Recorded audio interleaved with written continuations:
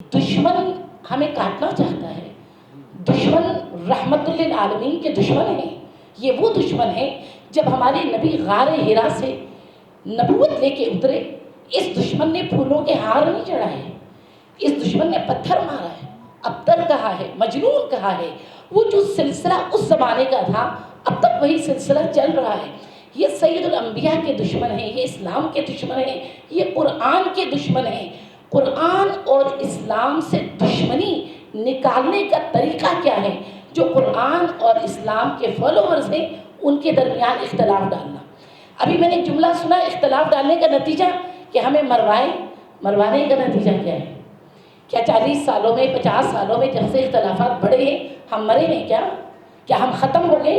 ہم ختم ہونے والی چیز نہیں ہے. ہمارا سلسلہ تو بڑھے گا، لیکن دشمن کی سازش کیا ہے؟ یہ ایک جملے میں یا 2 جملے میں مختصر کر دوں. میرے خیال میں یہی 2 جملے ایک مفصل کتاب ہوگی. اگر ہم عیسائیوں کے بارے میں دیکھیں، پروٹسٹنٹ عیسائی اور کیتھولک عیسائی 300 سال پہلے عروج پر تھے. ان کو لڑایا گیا مذہب کے نام پہ، ان کو لڑایا گیا ان کے دین کے نام پہ. لڑانے کے نتیجے میں امریکہ اسرائیل کے اپنے اسٹیٹمنٹ ہیں.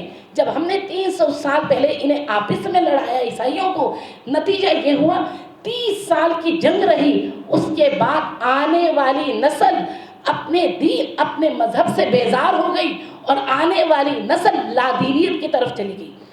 مسلمانوں کو شیعہ یا سنی، یا سنیوں کے درمیان حنفی اور بریلوی، یا شیعوں کے درمیان اسماعیلی اور اثنا عشری آپس میں لڑانے کا جو مقصد ہے کیا ہے؟ آنے والی نسل کو دین اسلام سے دور کر کے لادینیت کی طرف لے کر جانا.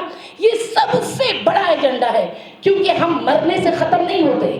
اسلام کا تسلسل ہے، دنیا میں سب سے بڑا مذہب عیسائی، اس کے بعد ہم ہیں. ہم مر کے مٹیں گے نہیں. ہماری نسلوں کی سوچ، عقیدہ، دین اسلام کو مٹانے کی سازش ہے. اس سازش کو آیت اللہ خمینی نے ہفتہ وحدت کے نام سے اور سید علی خامنائی نے امت اسلامی کانفرنس کے عنوان سے اس سازش کو نابود کر دیا. اس سازش کی نابودی کے بعد ہم دیکھتے ہیں امت مسلمہ کے درمیان، چاہے وہ شیعہ ہو سنی ہو، آپس میں ایسا اتحاد آیا، اور ہمارا اتحاد دشمن کے آنکھوں کا دھواں ہے.